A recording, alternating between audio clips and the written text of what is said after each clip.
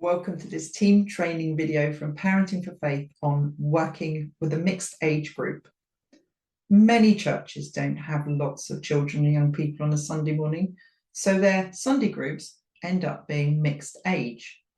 And this can mean it's hard to pitch your curriculum well, or make sure everybody is included well, or learns well. Now, church is a place where we don't just want people to learn about God, we want them to grow in their relationship with him and to connect with him. And that's the same for our Sunday groups. So how can we manage mixed age groups well so that everyone there feels included and has opportunities not just to learn about God, but meet and connect with him too?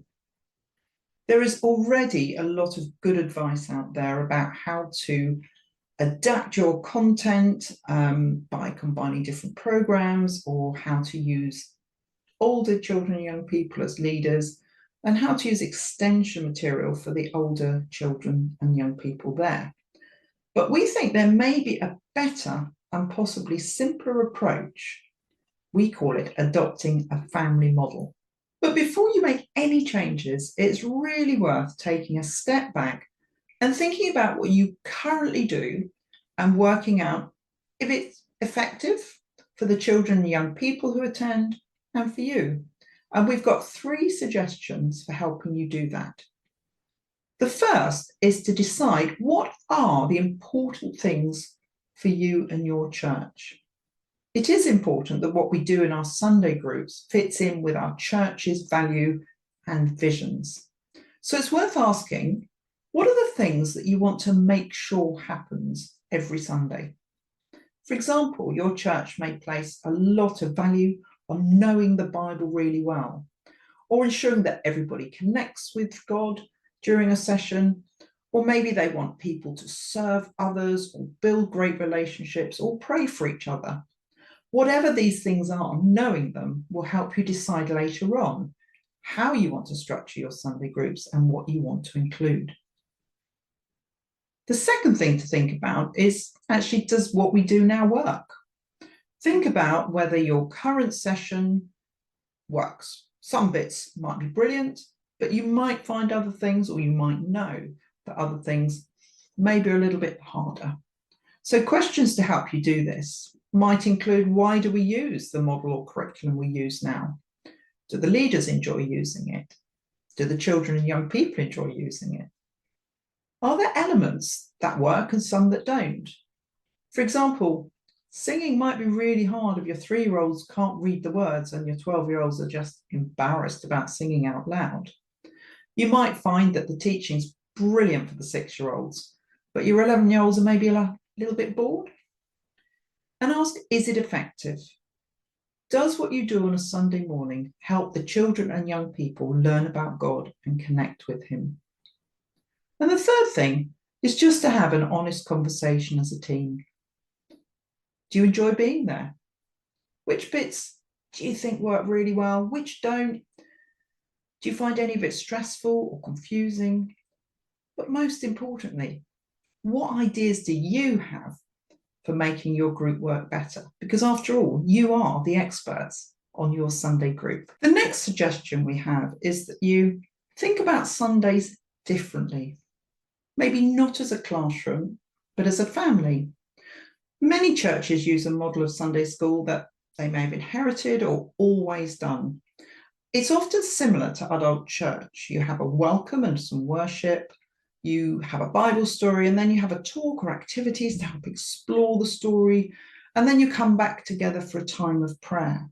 The basic model is a classroom with teachers, the experts, and pupils ready to learn. And as we know, that's actually a really hard model to use with a mixed age group. But what about if we thought about it differently? When we were planning this video, we talked to people who run mixed age groups. And one of the things a lot of them told us is the best thing about their mixed age group is that it actually feels like a family. So what would looking at our Sunday groups as a family feel like? Well, imagine a family out for a day at a hands-on science museum. You might have a 4-year-old, an 8-year-old, a 12-year-old, mum, dad, and granddad. No one going to that hands-on science museum would expect to do exactly the same thing all day. After a quick overview, the kids would pair off with adults and rush to the bit they were interested in. Dad might take the 4-year-old to look at an exhibit about animals, and the older children might be doing a thunderstorm demo, and Grandad comes over to join in. And then a bit later, they maybe meet up for lunch or swap pairings or go and explore different bits. Everyone over that day would feel seen and heard. Everyone would have learned things, the adults included. Everyone would have done things they really enjoy. Relationships would have been strengthened and great conversations had. Now, what about if we could replicate that approach in our Sunday groups? Let's think about what that approach might look like.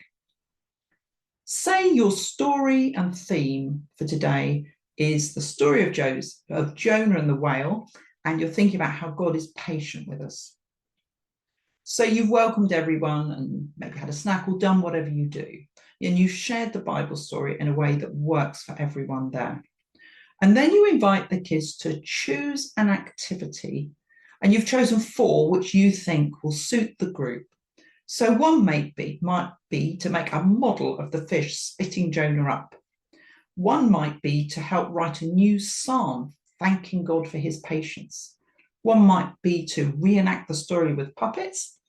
And one might be to talk to a visitor, Mary, who's going to tell you a story about a time that God was very patient with her.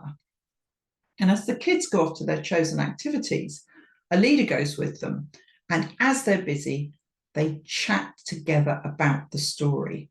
And later on, the group comes back to share and reflect on what they've done and what they've learned. Now, you would choose activities that suit your group because you know them best. Now, that is a family approach a bit akin to the Science Museum.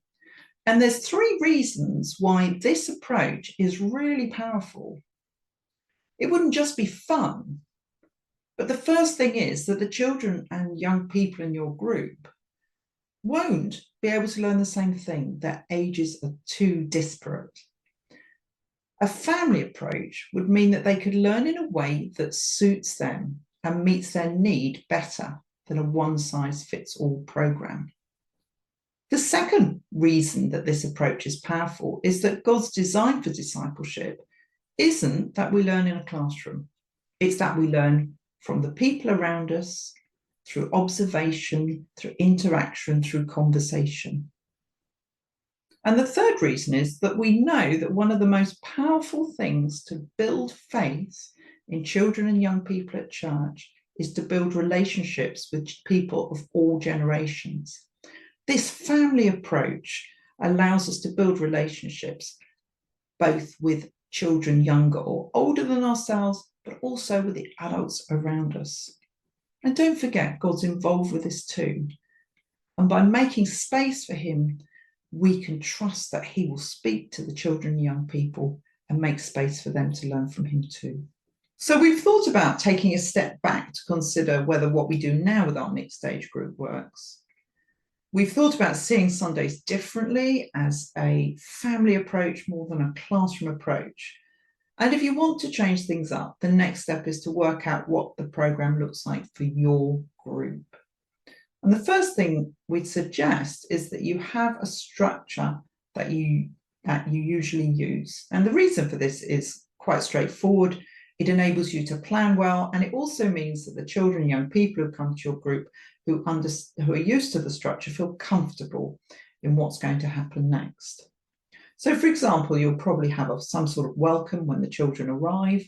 It could be a snack, a drink, it could be a bit of worship, it could be whatever works for you. And then a time to introduce the topic and look at the Bible passage or story, and you'll plan that according to who's in your group. And then I think the next thing would be opportunities to explore it together. Like in the Jonah example, we had 4 different activities that suited a range of ages and preferences. So you would have to plan those according to your leaders you've got and the topic and the children, young people you think have got coming. Something like Messy Church will give you a great range of ways to explore lots of Bible stories and topics. There are other places which do that, and we'll reference those in the leader's overview. So pick your activities you want. And don't forget, as a team, you've got strengths and experiences, and maybe you're particularly passionate about a craft, you've got a story to share or something to do. So build in these range of activities. And then the final part, be a really great idea to regather and connect with God. Get everybody back after one and say, what did you learn? What did you do? Show us what you made. Oh, that was a great conversation. So everybody feeds back and reflects back into the session. And of course, because this is so important, we want them to have an opportunity to connect with God about what they've learned that day. And so as you think about that, you are the expert in your group. You'll have an idea about who normally comes, and you'll be able to shape this session to suit the people there. The second really important thing is to have conversation starters that help kids explore and learn. All we mean by that are kind of suggestions for how you can start up conversations which will help the kids process and reflect on what they've heard today and what they think God might be doing in that story.